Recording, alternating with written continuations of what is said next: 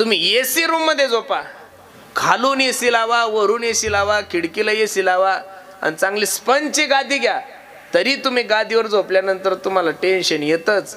काय करू, 4 मंत्र.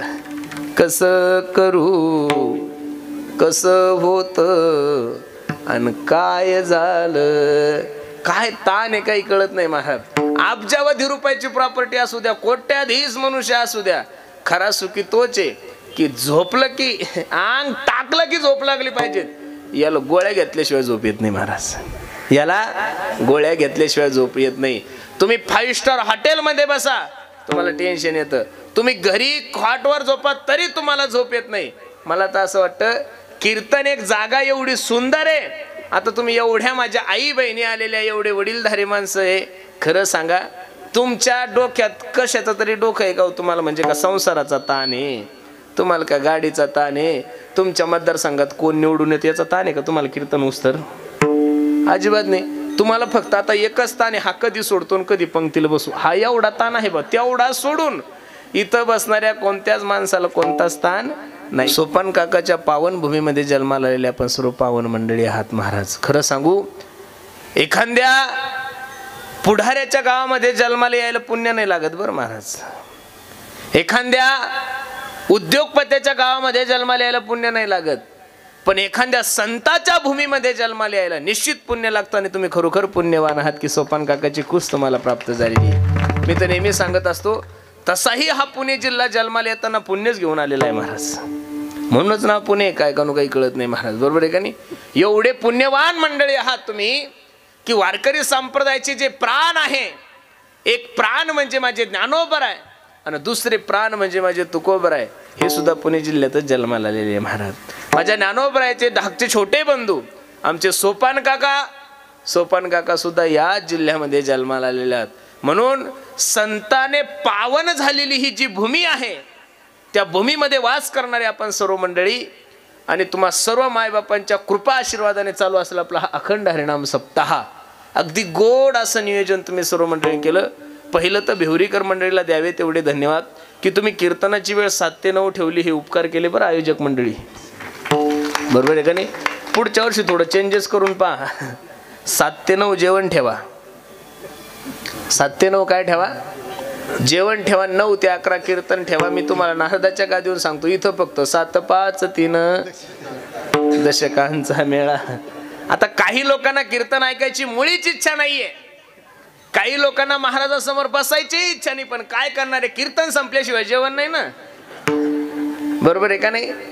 मग इच्छा जरी नसली तरी परमार्थ करून घेणारी जात संप्रदायाचे मी तर महाराज सांगतात, सेवितो हारस वाटितो आनिका, सेवितो हारस वाटितो आनिका, सेवितो हारस वाटितो आनिका, सेवितो हारस वाटितो आनिका, घरे होऊ नका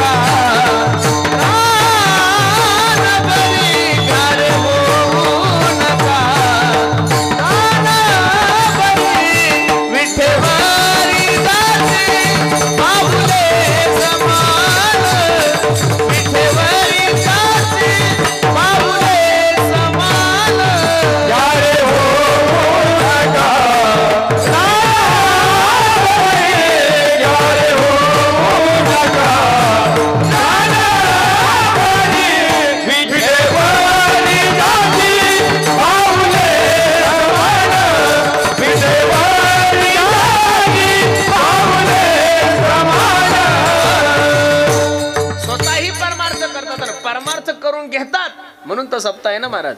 काही लोकांना कीर्तन ऐकायची इच्छा नाहीये, पण कीर्तन संपेपर्यंत कानात बोळे तर नाही घालता येत ना. म्हणजे इच्छा जरी नसली तरी रूप पाहता लोचनी त्यांच्या कानावर जाणार. म्हणजे सप्त्याचा सगळ्यात मोठा फायदाच आहे, सप्त्याचं सर्वात मोठं बेनिफिट आहे. जो नास्तिक आहे, नास्तिक माणसाचं वर्णन करत असताना भागवतकार एक श्लोक खर्च करतात, यदा वेदेषु देवेषु गोषु प्रेषु साधुषु धर्मीमय विद्वेषु सवाषु विनश्यति. जो वेदाला मानत नाहीये, जो शास्त्राला मानत नाहीये, जो गाईला मानत नाही, तो धर्माला मानत नाहीये, नास्तिक आहे, कीर्तन ऐकायची इच्छा नाहीये. काही लोक आजूबाजूचे विचार करत असेल काय गोंधळ लावला यांनी, सकाळी 5ला सुरू करतात म्हणतात ना महाराज.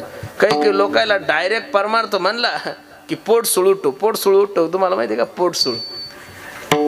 नागपूर जिल्ह्यामध्ये माझी भागवत कथा होती एका ठिकाणी.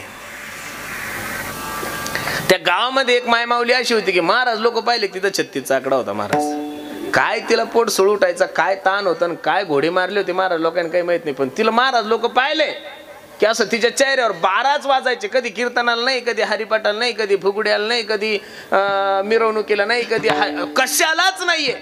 आणि आमचं नशीब बी एवढं खराब आहे महाराज, जे ते जावे ते कपाळ सरीसी. नेमकं तिच्या घरा शेजारी नाश्त्याची व्यवस्था. सकाळी सकाळीच आम्ही उठलो, मस्त स्नान वगैरे केलं, नाश्त्याला चाललो. आणि आमचं दुर्भाग्य असं होतं, जिला परमार्थाची आवड नाही, जिला महाराज लोकांची आवड नाही, जिला कीर्तनाची आवड नाही, जिला सत्याची आवड नाही, जिला भागवताची आवड नाहीये, तिच्या घरा शेजारी नाश्ता. ती सकाळी सकाळी दारात भांडे घासत होती. काय करत होती? भांडे घासत होती. आम्ही 4-5 जण मस्त पांढरे कपडे शुद्ध घालून चाललो. आणि तिनं आमच्याकडे पाहिलं, कारण नसताना दंदिशी भांडे आदळली. काय केले? भांडे आदळले. आणि हळूच म्हणली, माय बोक्या येईल तर ऊत आला. काय म्हणली? माय बोक्या येईल तर ऊत आला. मी शेजारच्या पाखोजाला म्हणलं, का रे इथं तो कुत्रा दिसत नाही, इथं तर मांजर दिसत नाही, मग ही बोक्या म्हणली कोणाला? तो हळूच मला म्हणे, बाबा ती आपल्यालाच म्हणली, चला म्हणे पुढे. नास्तिक आहे. परमार्थाविषयी आवड नाहीये, परमार्थाविषयी छंद नाहीये, पण आवड नसताना सुद्धा तुम्हाला भगवंताचं गुण गौरव, भगवंताचं नामस्मरण, भगवंताची कीर्ती सप्त्याच्या माध्यमातून लोकांच्या कानावर जाते. म्हणून खरं सांगू का महाराज, 7 दिवसाचा सप्ताह ही म्हणजे तुमची बॅटरी चार्जिंग आहे. हे बॅटरी चार्जिंग आहे.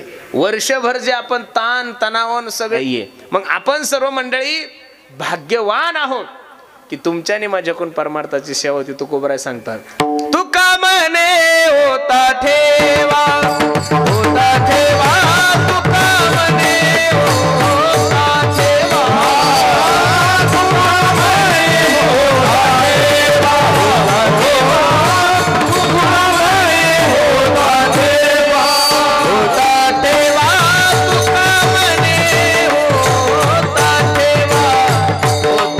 ठेवा, तुका म्हणे होता ठेवा, होता ठेवा, तुका म्हणे होता ठेवा, होता ठेवा, तुका म्हणे होता ठेवा, होता ठेवा, तुका म्हणे होता ठेवा.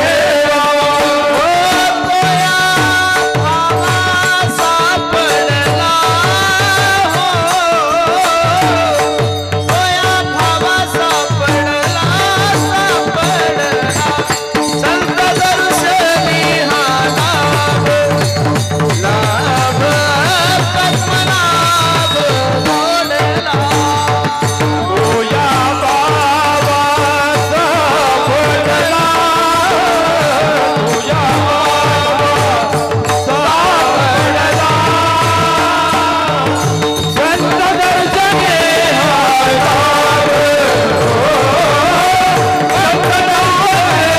लाभ, तुका म्हणे होता ठेवा, तो या भावा सापडला, संत दर्शनी हा लाभ, पद्मनाभ जोडला. तुम्ही पुण्यवान आहात. मला माफी मागून एक वाक्य तुम्हाला विचारायचं. खरं सांगा बरं, आपल्या गावची लोकसंख्या किती आहे? भिवरीचं कोण येतं? किती आहे? 6000. मतदान नका सांगू, लोकसंख्या सांगा किती? 6000. बरोबर आहे का नाही? मग 6000 लोकसंख्या आपल्या गावची किती आहे? 6000 आहे. आपण असं समजू की त्याच्यातले 4000 लोक निवडणुकीला गेले प्रचाराला. कमीत कमी 2000 तर पाहिजेत का नाही हो महाराज? हा, तुम्ही जर तुमचे लोक मोजले, तुमच्या गावचे सोडले तर अर्धे तर बाहेर गावचेच आहे महाराज. बरोबर आहे का नाही? टाळकरी बाहेरचे, गायक बाहेरचे, वादक बाहेरचे, माईक सिस्टीमवाला बाहेरचा, कीर्तनकार बाहेरचा. मग नेमके आपले लोक येणार कधी? काही म्हणतील काळजी करू नका, काल्याला अख्खा गाव येतो आमचा. प्रत्येकाच्या नशिबात कसं राहील महाराज? अजिबात नाहीये. तुकोबराय सांगतात, ज्ञानोबराय सांगतात, बहुत सुकृताची जोडी म्हणून विठ्ठली आवडी, मागे बहुत जन्मी हेची करीत आलो आम्ही. पुण्याचा ठेवा माणसाच्या जीवनामध्ये प्राप्त होण्यासाठी, परमार्थाविषयी अंतःकरणामध्ये आवड निर्माण होण्यासाठी एका जन्माच्या पुण्याने ही गोष्ट शक्यच नाहीये. म्हणून आपण भाग्यवान मंडळी आहात आणि तुम्हा सर्व मायबापांची सेवा करण्यासाठी निवडलेला अभंग पैठण निवासी शांतीब्रह्म एकनाथ बाबा आहे महाराज. नाथ बाबांचा जेवढे काही या वारकरी संप्रदायामध्ये संत झाले ना महाराज, त्यामध्ये ऐश्वर्य संपन्न म्हणून, तसं संप्रदायातला कोणताही संत गरीब नाहीये बरं. संप्रदायातला कोणताही संत गरीब नाहीये. तुम्ही त्यांची प्रतिमा तशी समाजासमोर प्रकट केलेली आहे. कोणी म्हणतं वारकरी संप्रदाय हा गरीब लोकांचा संप्रदाय, कोण म्हणतं वारकरी संप्रदाय गरीबाचा आहे? हा, तुम्ही लोकांना पहिल्यापासून सांगता की संप्रदाय गरीब आहे, संप्रदाय गरीब आहे, संप्रदाय गरीब आहे. अजिबात नाहीये. माझ्या वारकरी संप्रदायासारखा श्रीमंत संप्रदाय या जगाच्या पाठीवर दुसरा कोणताच नाहीये महाराज. पण जुन्या लोकांनी ज्ञानोबराय तुकोबरायचं वर्णन करत असताना एवढं गरीब त्यांना दाखवलं. कस काय गरीब म्हणता तुम्ही तुकोबरायला? अरे ज्या काळामध्ये, आवाज कमी कर थोडा, ज्या काळामध्ये काहीच सुविधा नव्हती त्या काळामध्ये माझे तुकोबरायकडे 12 गावची जहागिरी होती. किती गावची होती? 12 गावची. 350 एकर जमीन होती. तुकाराम महाराजाला कोणी बुवा नव्हतं म्हणत, महाराज नव्हतं म्हणत. त्या काळामध्ये शावकार लोक तुकोबराय तुकोबा शावकार म्हणायचे. काय म्हणायचे? तुकोबा शावकार. आप्पाजी गुळवे यांची दुसरी मुलगी पहिलं पत्नी मरण पावल्यानंतर दुसरी जे लग्न झालं ते आप्पाजी गुळवे पुण्यातले सगळ्यात मोठे शावकार होते. आता खरं सांगा, तुम्ही सुद्धा, तुम्हालाही मुली आहे, मलाही बहीण आहे, तुमच्याही घरी लेकबाळ आहे.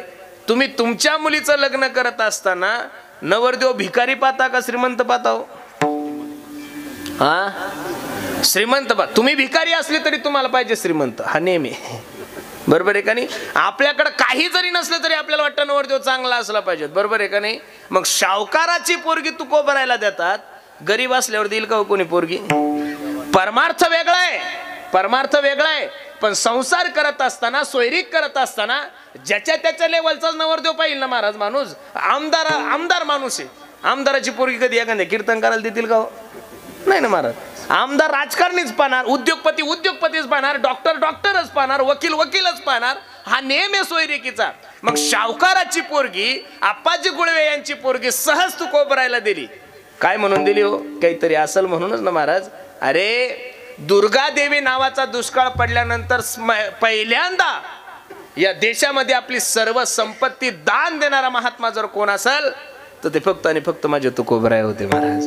आपण फक्त साधू संतांची परिस्थिती लोकांना सांगत असताना वारकरी संप्रदाय गरीब आहे, वारकरी संप्रदाय फाटकेच धोत्र घाला, हा कोणा सांगितलं तुम्हाला? अजिबात नाही महाराज. ऐश्वर्यात राहिलं पाहिजे. राजयाची कांता काय भीक मागे मनाची अजोगे सिद्धी पाहिजे. द्या तुकोबरायचं जीवन सोडून या माझ्या ज्ञानोबरायकडे. लोक म्हणतात ज्ञानोबरायला खायला भेटत नव्हते, 4 भावंडांना भेटत नव्हतं म्हणून ज्ञानोबरायने समाधी घेतली. कोण म्हणतंय तुम्हाला? ज्या ज्ञानोबरायच्या दारात सोन्याचा पिंपळ, त्या ज्ञानोबरायच्या घरात किती सोनं असेल महाराज. जयाची हे द्वारी सोन्याचा पिंपळ, अंगी ऐसे बळ रेडा बोले. द्या ज्ञानोबरायचं जीवन सोडून नामदेवरायचं जीवन घ्या. परिसा भागवतांच्या बायकोने नामदेवरायांच्या पत्नीला परीस दिला होता. कशासाठी? तुझी एवढी गरिबी आहे, तू हे सगळं लोखंडाला हा परीस लावून सगळं घर सोन्याचं करून घे.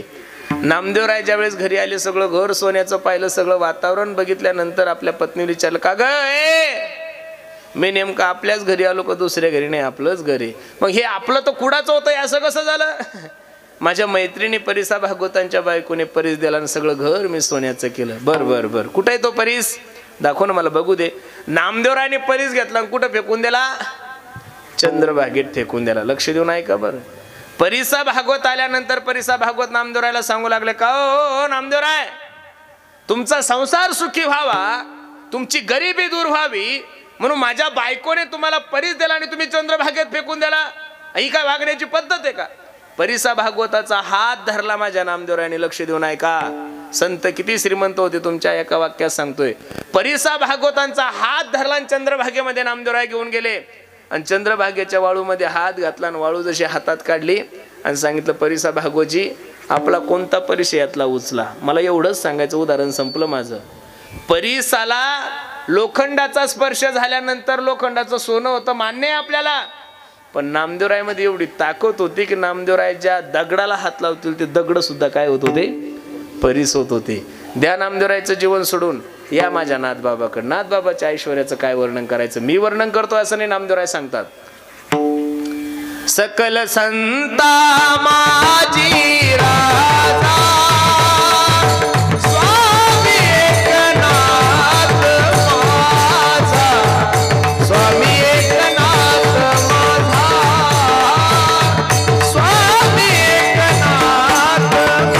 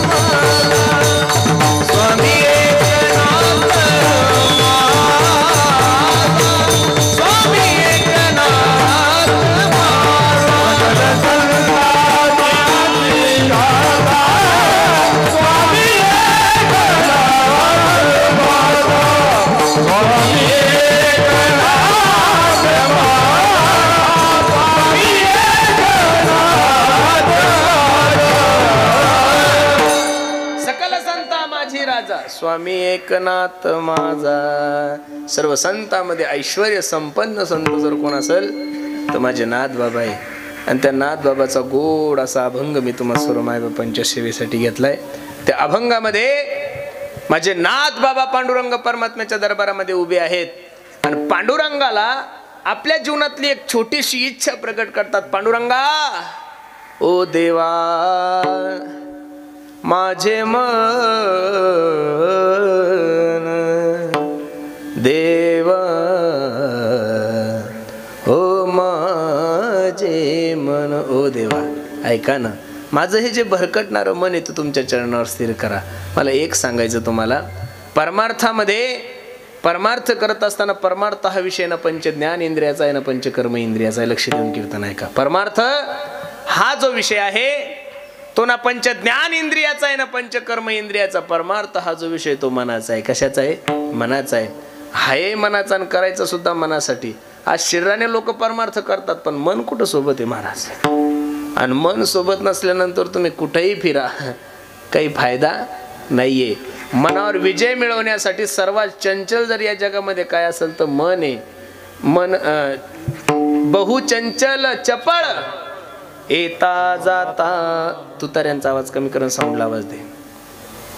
बहुचंचल चपळ येता जाता न लागे वेळ.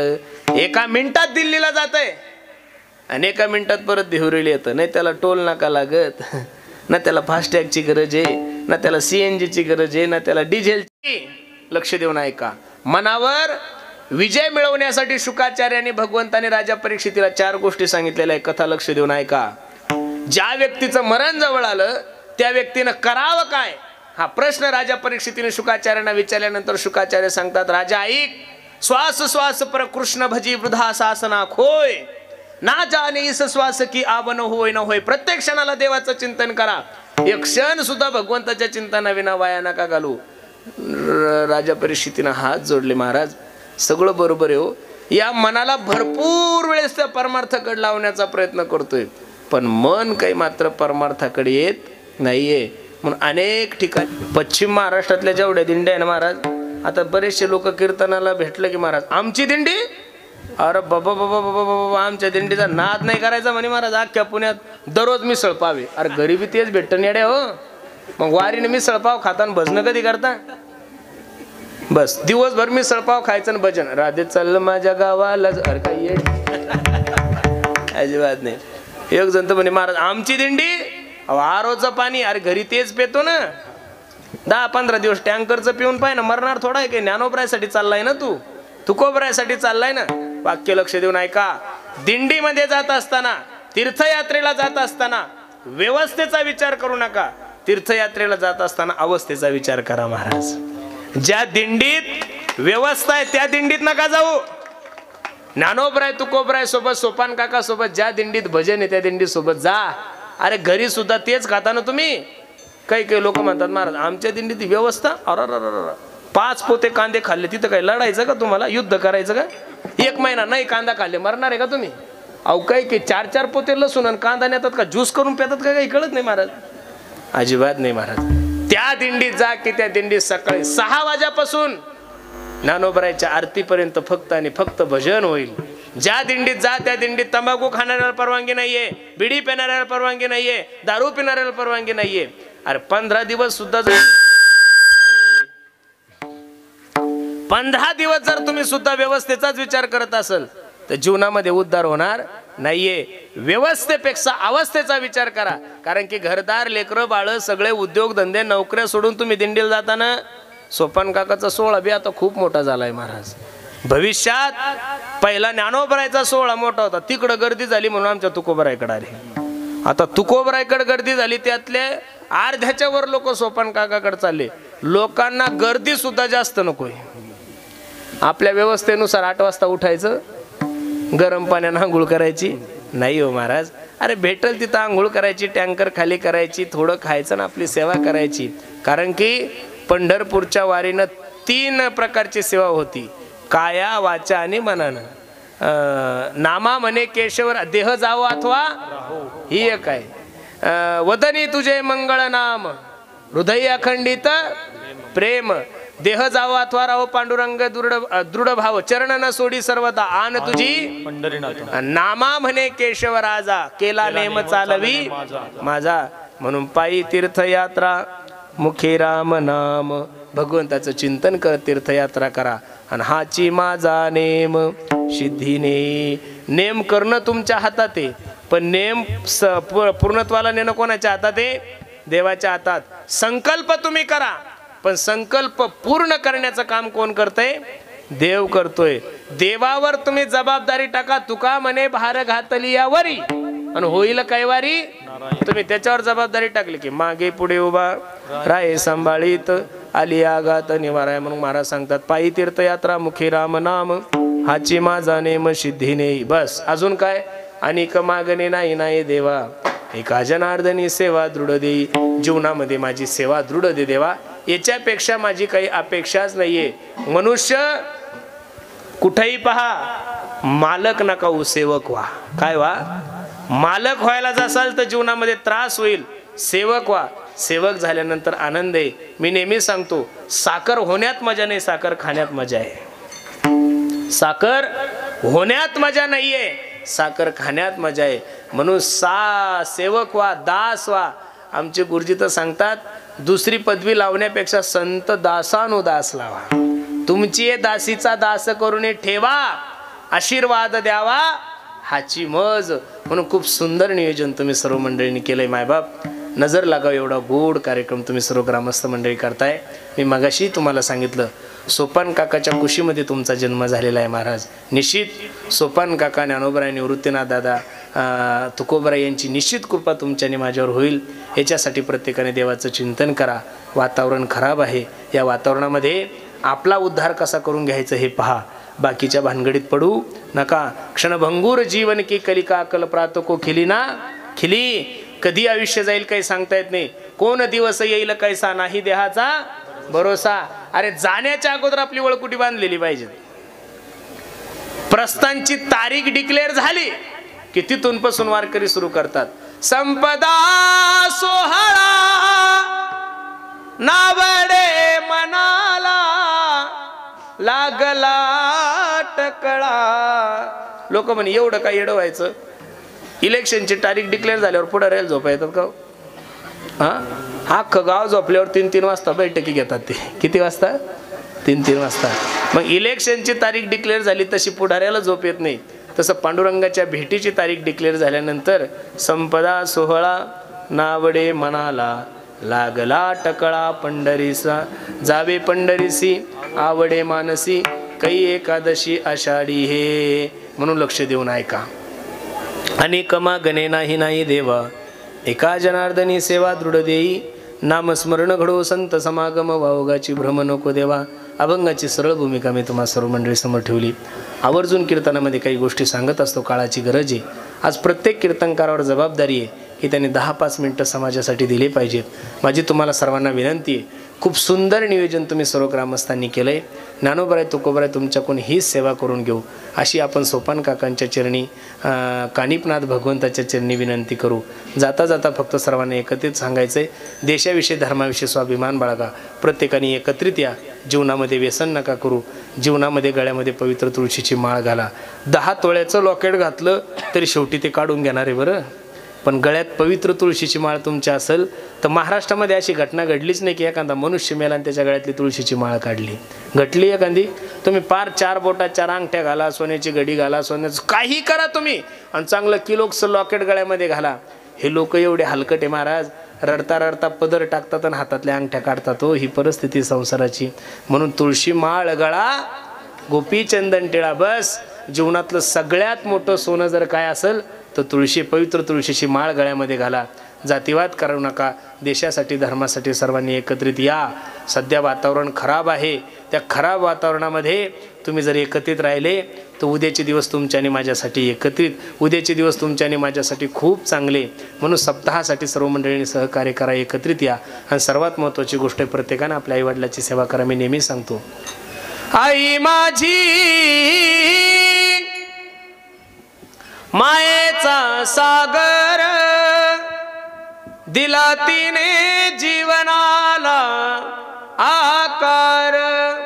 तळपत्याहून हात आणि रखरख त्या रानात राहिली समाजासाठी तू ग. कष्टाच्या घामात कधी मिळेल मुठभर घास, कधी घडे तिला उपवास. ओल्या मातीतून चालताना तुडविले काट्याचे फास. आई माझी मायेचा सागर दिला तिने जीवनाला आकार. म्हणून प्रत्येकानं आपल्या आई वडिलांची सेवा करा, धर्माची सेवा करा, गायची सेवा करा. खूप सुंदर नियोजन तुम्ही सर्व ग्रामस्थ मंडळी